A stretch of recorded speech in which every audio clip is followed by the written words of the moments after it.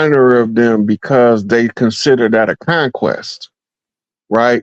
But they hadn't conquered yet. When they started naming stuff, it was an anticipation of us going along with the narrative that they had begun to feed us at the time, that that whole slave narrative and all of this stuff.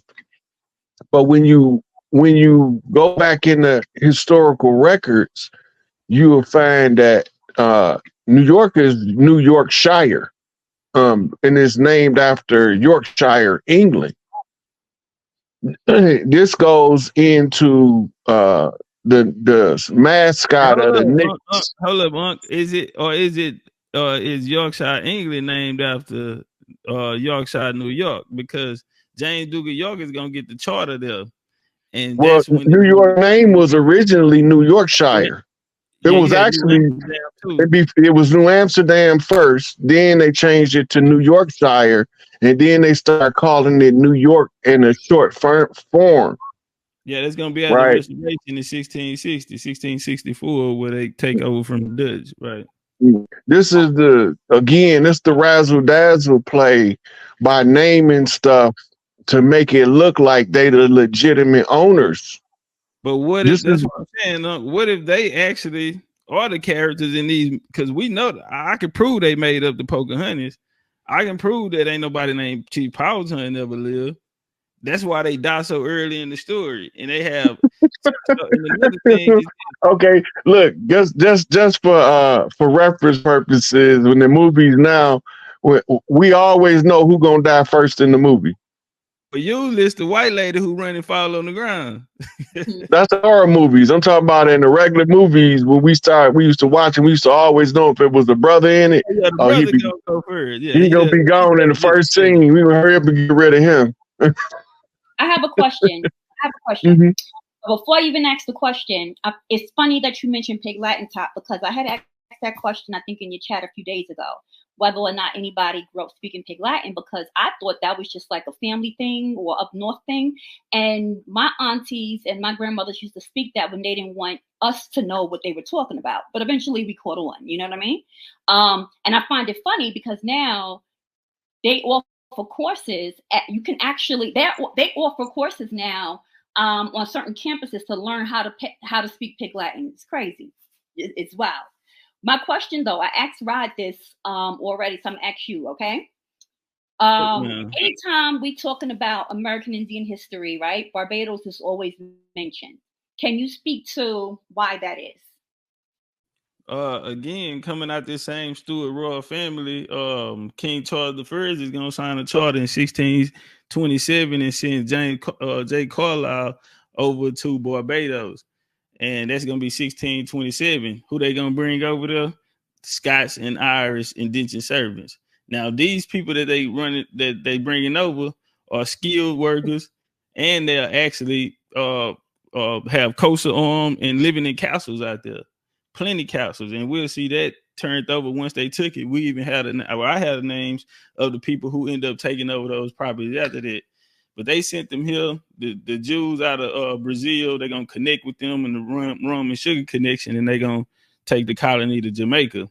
William Penn, ancestor, and Vulnerables, they're going to help defeat the Spanish and the Arawakan. They're going to get in there. So the Spanish, we know they was niggas, and then you had the Arawakan. They're going to go into the mountains. That's where you get your maroon culture from out there. This is before African could come there because the British are just now getting it. Port Royal, and that'll be after Charles II get which is Charles I's son, gets referrated back to the seat, to the crown. That'll be 1660. So that'll be their connection, and their link will go directly to Charleston, South Carolina. Again, 1670, Charles II. And they're gonna have the Royal African Company, and their ports are gonna be out of Port Royal, South Carolina, Port Royal, Jamaica, and Cape Costa in West Africa. That's what they're gonna start out with under the Royal African Company. So that'll be the connection between Barbados and Charleston. And a lot of them people did come there. They still talk like that. they talk like you. Hey, here go an interesting thing for you, Top Cat. When we say Mr. Charlie, We talking about King Charles the First all the way to the fifth, all of the Charleses. From King Charles the First to King Charles the Fifth. Then was that's the Charlie we be talking about down south. Don't let Mr. Charlie catch you. Yeah, Mr. Charlie. Everybody know Mr. Charlie. Mr. Charlie in the pickup truck with the windows raised down. Yeah. Why did you Hitting say at our grandma? Yeah, hitting on our grandma. What'd you say, Yeah. Mom? Chief? Yes, because I didn't want to forget to ask you this. You're saying that the story of Pocahontas never took place because there's maybe I think I found 2 Pocahontas name, just a name in my family line. It's a lot of people name themselves Pocahontas. Yeah, that's why I was wondering. The Pocahontas, the real Pocahontas that they're talking about, the primary source of Pocahontas would be the diary that John Smith wrote, which is later after he said he left the colony of Virginia. So the next time we'll hit a story will be through a guy named Thomas Rolfe. He'll be the character, and he is said to be the son of Pocahontas and John Rolfe, which are both to die early in the story. And so he said to come back to Virginia 27 years later. What's interesting is the guy who drove the boat that kidnapped Pocahontas is going to be the same guy that's going to go back and tell the message. Now, Powhatan is dead, but they're going to get this guy all of the land. They said that his grandpa left him all of the land here, a lot of acres that belong to the Indians. And he coming back 27 years later. Nobody never met him. His grandpa never met him, but he left him all his land. Now, through that is going to be a family called Bolins, the Bolins. They will hold the rank to the Pocahontas line. Now, remember, they're European, they're not Indian. So I know I know because I was telling Dustin there, them quarrels are mixed up in that, that. Yeah, see, they have a book. They have a book, and you have to be in the book or you wouldn't be considered in the family. So they have a genealogy list, and they're labeled a royal family here. So you have plenty of presidents who claim ancestry to that line.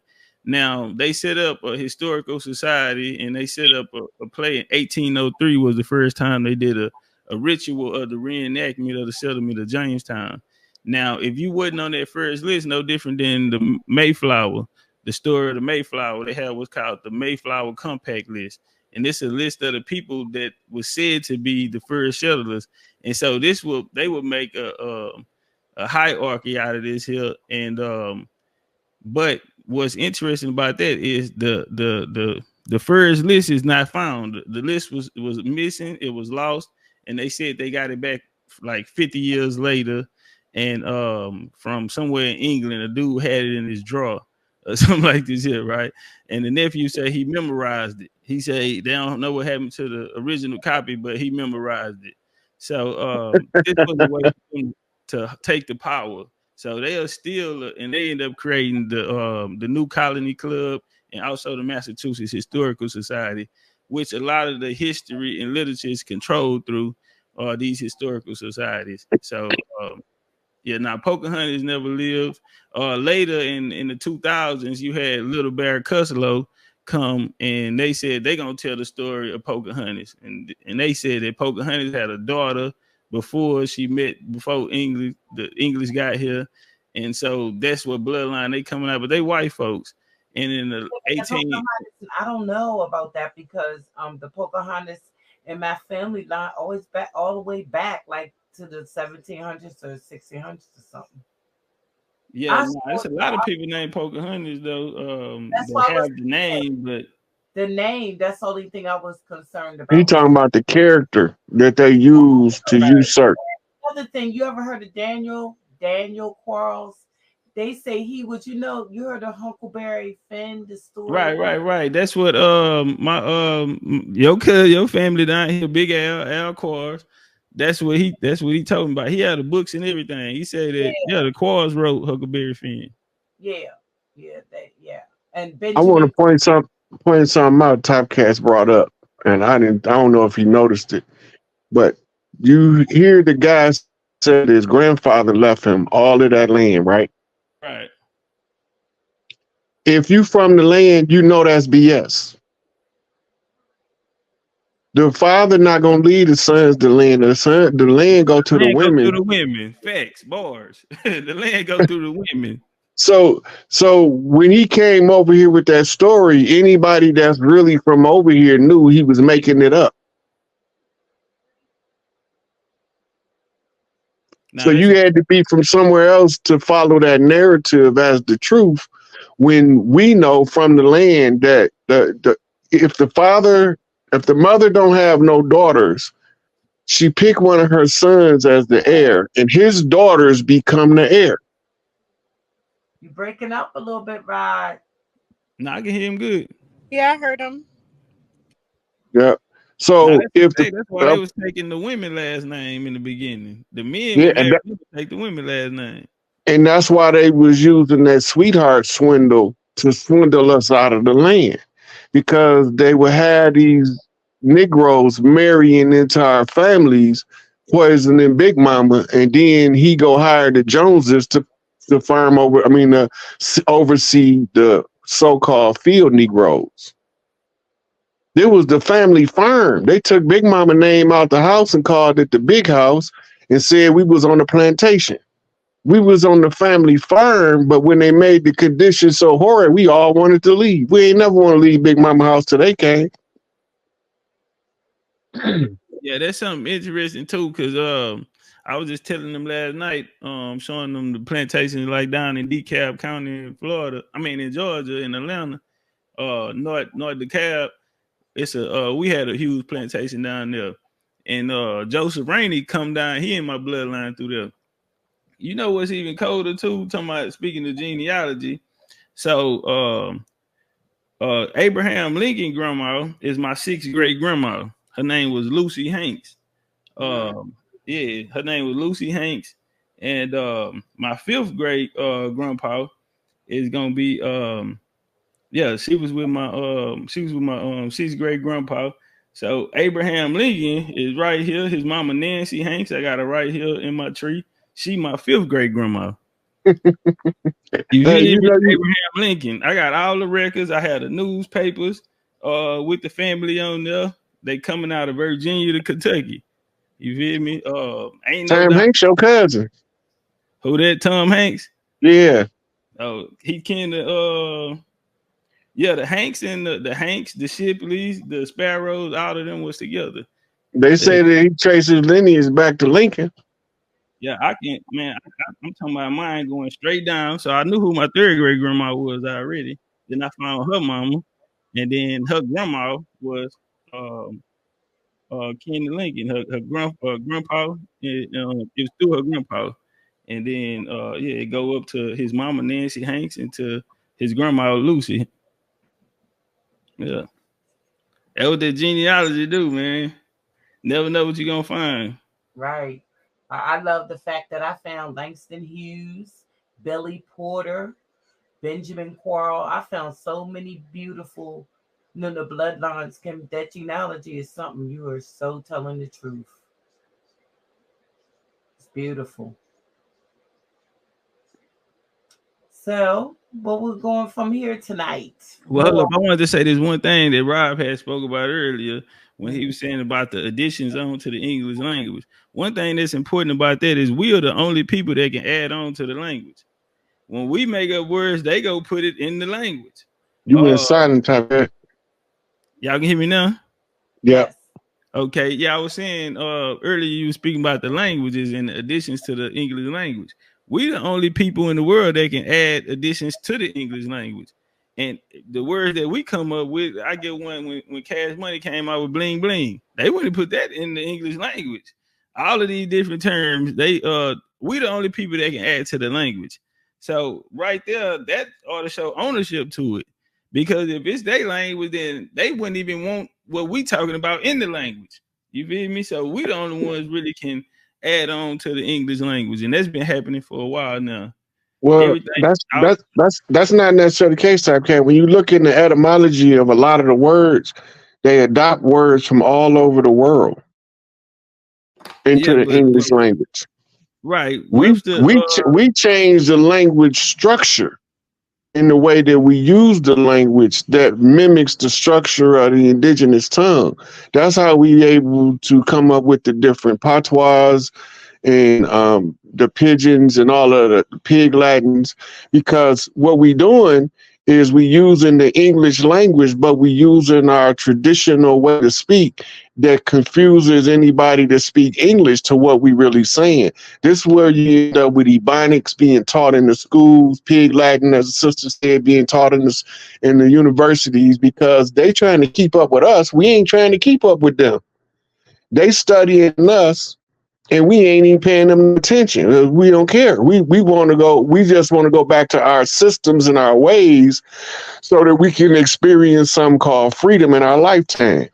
And beef is inherited. So wherever we at on the land, according to our inheritance, our blood right, we inherit the conflict of the chief that dominated the land at the time that was last under our control in order to resolve the matter. That's how I end up inheriting the title of Chief Pontiac. I don't know nothing about the difference in from Chief Pontiac to Chief Tuscaloosa so much as I know how the inheritance and the conflicts passed down. And this how I knew what I had to work on when I became older and I started studying different stuff. I started seeing that, oh, I got to pick this up where he left off. And then I got to finish. Because you remember, the French lost two major battles. They lost the one in Haiti to Toussaint, and they lost the one in Detroit, what they call Rouge River or Bloody River Run, to Chief Pontiac. This is when they sent us back the Statue of Liberty, which is a drag queen. And then they built the Eiffel Tower in France and Paris, where they signed the Paris Accord to usurpers. We thinking it's some good stuff because they say it's the Treaty of Peace and Friendship, and all the time it's the Treaty of Usurpation and dehumanization is really what it was, because it didn't have nothing to do with us. Because if we would have knew from the names in the treaty, if it would have really been us, you would have had something dealing with the trees, the water, or the land over here in the name of the chief, and ain't none of that in there. But you don't have none of that in there. But a lot of them chiefs had English names. Those were like my kinfolk Osceola. His name was Billy Paul. Right, but yeah, because your nickname is your tribal name. Your Western name is the name that you use to do business with the colonizers.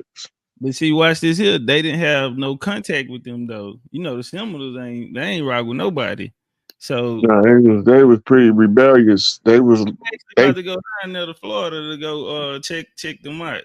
I'm about to go out there and I'm gonna pay them to sit down and talk to me, and then I'm gonna start. I'm gonna come in with my shit. I'm gonna have my genealogy, so Osceola kinfolk. I can take it down from his line, from his son, all the way down to my family still had their surname. To this day, we still wear their surname. Yeah, come out of Alabama. But I was gonna say this here too. When Webster created the English dictionary, he pointed out that the English language borrowed a lot of their words from American Indian vocabulary. That is the case in the early dictionaries of the English language. It's a lot of words that come from one of the indigenous tongues, but they changed the pronunciation to fit into the English paradigm. So that's exactly what was happening at that time. But since then, like the word avatar is a Hindu word, right? When we talk about feng shui, that's a Japanese word, but what it is in English, right? So a lot of words in the English language, you pull out a dictionary and in the point of origin, it'll tell you where it's from old Gaelic, old French, wherever it's from, old Hindu or whatever. But some of the words that don't have an origin is probably from over here.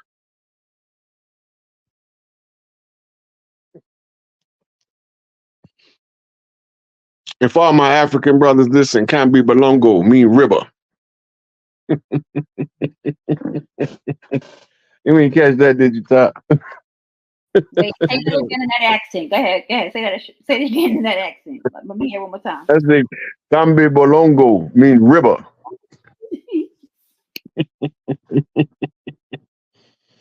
That's Kunta Kinte and Roots. Right. Hey, you remember that part in there when he told them that they ain't